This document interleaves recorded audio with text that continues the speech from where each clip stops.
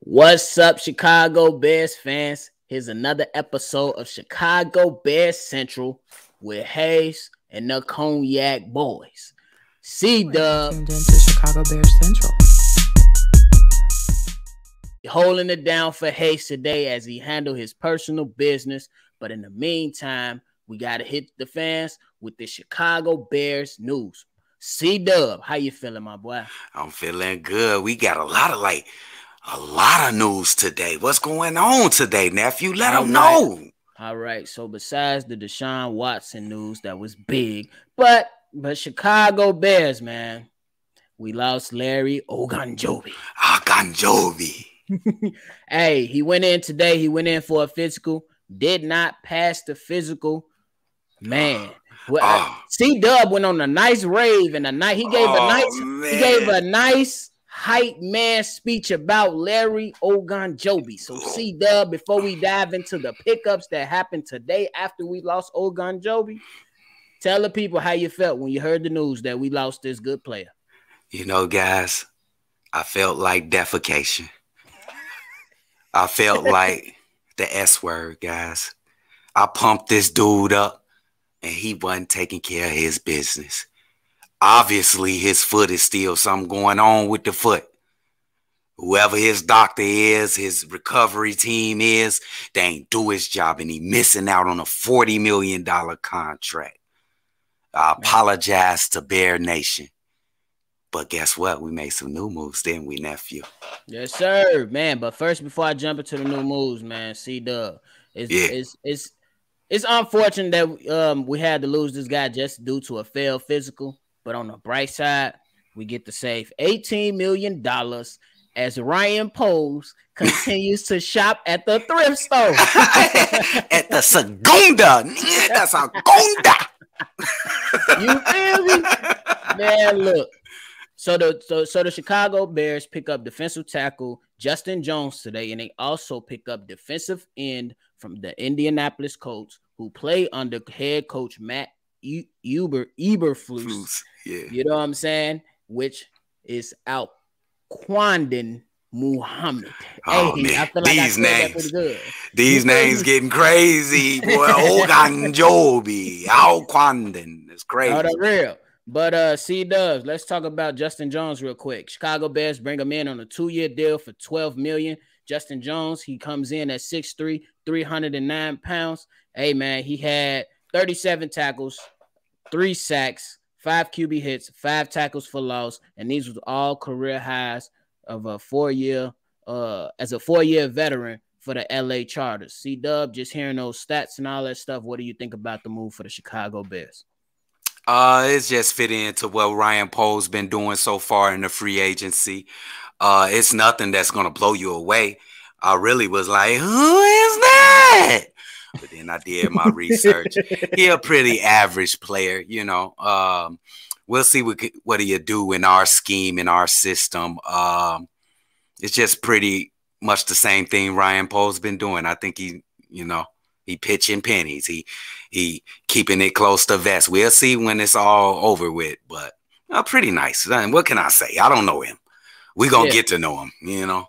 Yeah, and I'm going to be honest with y'all, Chicago Bears fans. We do have to study the film a little bit more. We just going quick off the, the breaking news that happened. So y'all got to allow us some time so we can provide good analysis. But in the meantime, just from looking at some of the stats, I feel like that Ryan Poles, so far, he's going off some of the people, like we mentioned in the last episode, who he's familiar with, and then some of the people who has had career highs and maybe he sees has a high ceiling or a little bit more to show if they were given a better opportunity, and definitely feels like that they can fit in this defensive scheme that the Chicago Bears have in place. But in the meantime, after they brought in Justin Jones from the LA Rams, they go to the Indianapolis Colts and bring in Al-Quadin Muhammad. One more time. Al-Quadin Muhammad. You know, 6'4", 250 pounds, defensive end.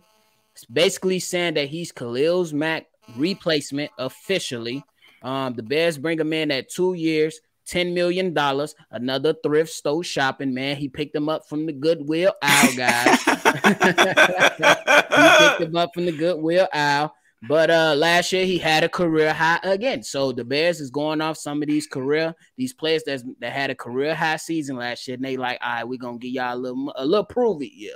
So they bring him in, career tackles 48, 6 sacks, 13 QB hits, and he's familiar with the head coach, C Dubb. What do you think about this signing? I think the sign is just like the other signings that happened so far. But I want to say something. Ryan Poles is either a genius or a jackass. We're gonna give him some time to let his plan out, but these players, you know, they're good players, but it's nothing that's, you know, to get you excited. Most of you guys out there is like, you doing your research right now, all you guys looking on YouTube to see his highlights and stuff.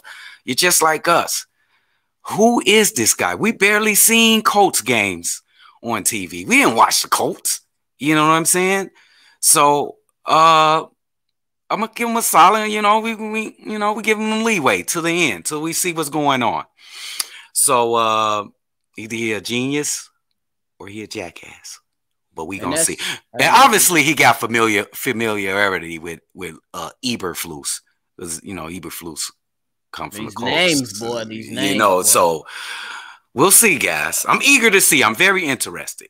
I'm very interested to see what happens with that, because I feel like, at least from some of the film that I've seen, I did get a chance to watch him a little bit more than Justin Jones. He did look like he looked pretty good. You know what I'm saying? Was he on an elite level with like a Khalil Mack or any of the other edge rushers? Probably not, but I wouldn't say that he a scrub. And it's good that he had a career high season last year, but let's see if he can build off of that. Definitely going back to the same system, but just in a different city, man. So, but on the bright side, C-Dubb, the Chicago Bears, now they save $18 million a year since they don't sign Larry Ogunjobi. Do you feel like the savings allows the Bears to bring in a few more players? Maybe a safety, maybe another corner, or do you feel like the Bears should just stay put and just see what happens? What do you think? Oh, they definitely gonna do something with it.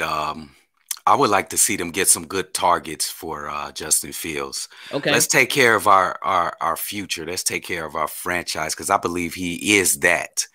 He definitely has the tools. Give him some great targets. I mean, y'all thought Graham was gonna be a good receiver. Let's do better, y'all. We could do better.